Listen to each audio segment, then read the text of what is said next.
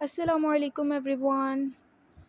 आज की हम इस वीडियो में सेल के बारे में बात करने लगे हैं, लेकिन उससे पहले आप मेरे चैनल को सब्सक्राइब करें, लाइक करें, शेयर करें और बेल आइकन के बटन को प्रेस कर दें ताकि आपको अच्छी अच्छी लेक्चर्स की वीडियोस वक्त पर मिलती जाएं।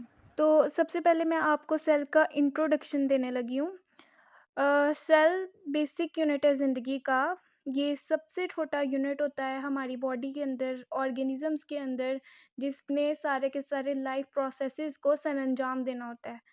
मतलब कि अगर किसी जानदार की बात की जाए तो उसका जो बॉडी का सबसे छोटा यूनिट होता है ना, वो यूनिट जिसने डिफरेंट तरह के फंक्शंस कैरी आउट करने होते हैं, तो वो सेल होता है। इस वीडियो में हमारा मेन फोकस एनिमल सेल होगा, तो उसकी जनरल करैक्टरिस्टिक्स जानते हैं। सेल को न्यूट्रिशन चाहिए होती है और ऑक्सीजन चाहिए होती है, यानी कि उसे खाना मिलेगा, वो ग्रो करेगा। और अगर उसे इंजरी हो गई तो सेल का ये भी करैक्टरिस्टिक है कि सेल्स जो हैं वो रिपेयर भी कर सकते हैं ख़ुद को। और डिफरेंट तरह की एक्टिविटीज़ सेल ने परफॉर्म करनी होती है। सेल ने अपनी एनर्जी खुद बनानी होती है एटीपी की सूरत में, और इसके अलावा और भी बहुत से फंक्शंस होते हैं सेल्स के। अब अगर हम एग्जांपल के तौर पे ले लें तो हमारी स्किन जो है वो स्किन सेल्स से मिलकर बनी होती है। हमारे नर्वस सिस्टम में नर्व सेल्स पाए जाते हैं। इस तरह बोन में बोन सेल्स पाए जाते हैं। तो हर हमारा बॉडी पार्ट, हर अज़ू, हर चीज़ सेल्स से मिलकर बनी हुई है। अब जो है सेल है क्या, हमारी बॉडी में बेसिक स्ट्रक्चरल और फंक्शनल यूनिट है। जैसे हम एक दीवार देखते हैं तो वो दीवार बहुत सी ईंटों से मिलकर बनी हुई होती है, तो उसका जो सबसे छोटा यूनिट होता है वो ईंट है। इसी तरह हमारी बॉडी सेल्स से मिलकर बनी हुई है और उसका सबसे छोटा यूनिट जो है वो सेल है। So basic structural unit is cell. और इसके अलावा सेल बेसिक फंक्शनल यूनिट भी है कि सेल ने वो सारे प्रोसेसेस कैरी आउट करने होते हैं, वो सारे फंक्शंस कैरी आउट करने होते हैं जो कि ज़िंदगी के लिए इम्पॉर्टेंट फंक्शंस हैं। सेल्स जो हैं वो अपने आप को डिवाइड भी करते हैं सेल डिवीजन के थ्रू, और रेप्लिकेट करते हैं। और सेल ने न्यूट्रिएंट्स लेने हैं, उनको एनर्जी में कन्वर्ट करना है, तो इस तरह से लाइफ को कैरी आउट करना होता है। तो बेसिकली सेल ने न्यूट्रिएंट्स और ऑक्सीजन को लिया और कार्बन डाइऑक्साइड और बहुत से मेटाबॉलिक वेस्ट्स को एलिमिनेट किया। और सेल इस तरह से अपने अंदर मीडियम को रखता है कि बैलेंस रहे और लाइफ जो है वो मेंटेन रह सके और सर्वाइवल मेंटेन रहे। तो बायोलॉजी की वो वाली ब्रांच जिसने स्टडी करना होता है सेल के स्ट्रक्चर और फंक्शन को, उसको हम सेल बायोलॉजी कहते हैं। यहाँ पर मैं आपको सेल की डायग्राम को डिटेल में दिखा रही हूँ। सेल के स्ट्रक्चर को देखते हैं और उसके ऑर्गेनेलीज़ को देखते हैं। तो हम किंगडम एनिमेलिया से बिलोंग करते हैं, तो हमारे सेल्स जो हैं वो एनिमल सेल के करैक्टरिस्टिक्स रखते हैं। तो सबसे पहले सेल जो है वो उसकी एक बाउंड्री सी होती है, उसकी एक कवरिंग सी होती है, जिसको हम कहते हैं प्लाज्मा मेम्ब्रेन। ये प्लाज्मा मेम्ब्रेन जो है सेल के अंदर जो कंटेंट होता है, सेल के अंदर जो स्ट्रक्चर्स होते हैं, जो ऑर्गेनेलीज़ होती हैं, उनको कवर कर रही होती है। अब हम सेल के अंदर देखते हैं तो सेल के अंदर दो चीज़ें मेन आ जाती हैं। एक सेल का साइटोप्लाज्म आ जाता है और दूसरा सेल का न्यूक्लियस आ जाता है। Nucleus is very important in cell. तो पहले हम न्यूक्लियस को डिस्कस करते हैं। न्यूक्लियस जो है इसको हम ब्रेन ऑफ सेल भी कहते हैं। न्यूक्लियस ने सेल की सारी एक्टिविटीज़ को, फंक्शंस को कंट्रोल करना होता है, और न्यूक्लियस के अंदर जेनेटिक मटेरियल डीएनए पाया जाता है।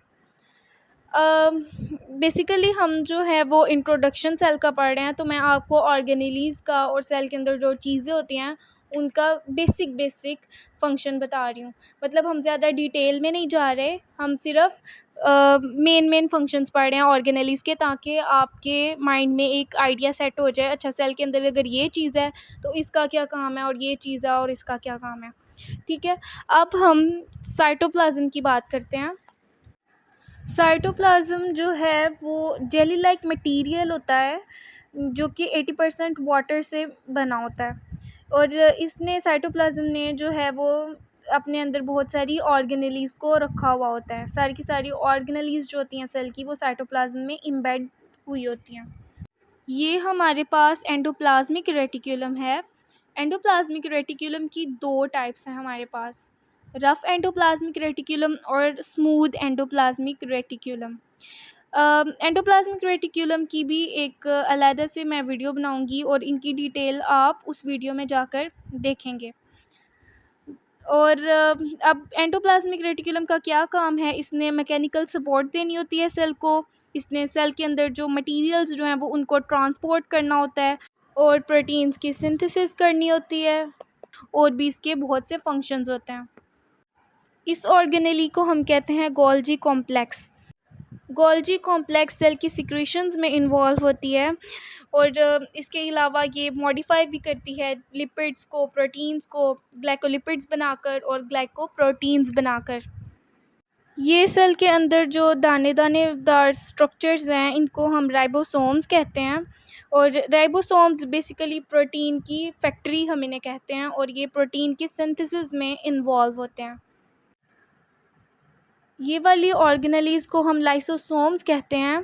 लाइसोसोम्स ने सेल के बाहर से पार्टिकल्स को टेक इन करना है, और इन पार्टिकल्स को, जैसे फूड पार्टिकल्स हो गए, इनको डाइजेस्ट करना है और बाद में जो है सेल ने इन पार्टिकल्स को एब्जॉर्ब कर लेना है। ये पर ऑक्सीसोम्स हैं जी। इन्होंने क्या करना होता है कि हाइड्रोजन पर ऑक्साइड जो है वो उसको बनाना होता है और उसको डीकम्पोज करना होता है। ये वाली ऑर्गेनेली को हम वैक्यूल कहते हैं।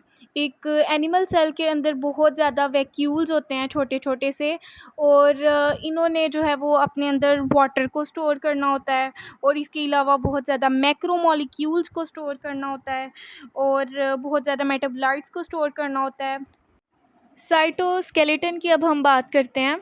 साइटोस्केलेटन जो है वो इस तरह की अरेंजमेंट है प्रोटीन फिलामेंट्स की, कि इसने जो है साइटोस्केलेटन ने सेल को एक प्रॉपर शेप और स्ट्रक्चर देना होता है।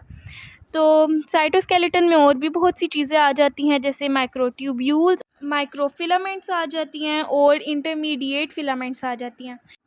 अब हम बात करते हैं सेंट्रियोल्स की।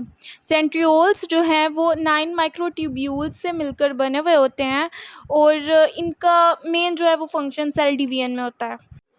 अब हम बात करते हैं माइटोकॉन्ड्रिया की। ये माइटोकॉन्ड्रिया बहुत ज़्यादा इम्पॉर्टेंट होता है सेल में, और इसको हम पावर हाउस ऑफ सेल भी कहते हैं। बेसिक इसका फंक्शन जो है वो सेल के लिए एनर्जी जनरेट करना है, और वो जो एनर्जी जनरेट करता है, किस फॉर्म में एनर्जी जनरेट करता है, एटीपी की।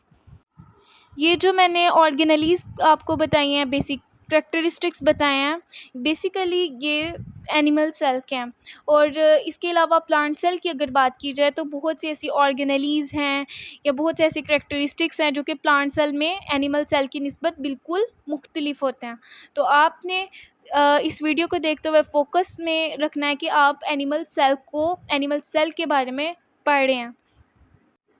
तो उम्मीद है आपको इस वीडियो को देखकर एक सेल के बारे में, एक एनिमल सेल के बारे में अच्छा अंदाज़ा हो गया होगा, और ये क्विक रिवीजन सी भी है एक सेल की। तो thank you so much for watching and अल्लाह हाफिज़।